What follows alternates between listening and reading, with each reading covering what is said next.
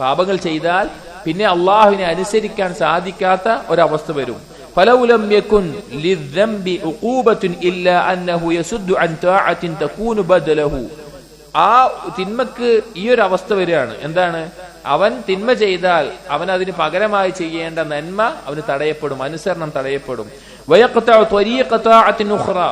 അങ്ങനെ ഒരു നന്മ ചെയ്യാൻ സാധിക്കില്ല.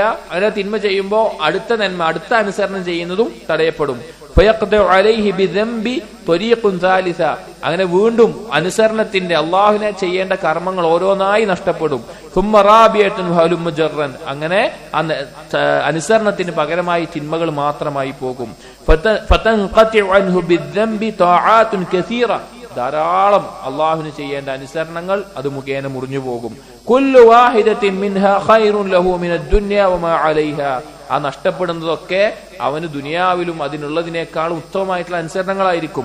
വഹാദാ കറജുലിൻ. അതൊരു ഉപമ പറയാണ്, ഒരു പുരുഷനെ പോലെയാണ്. അക്കല അക്കലതൻ ഔജബത് ലഹു മർലതൻ തവീല. അവനൊരു ഭക്ഷണം കഴിക്കുക.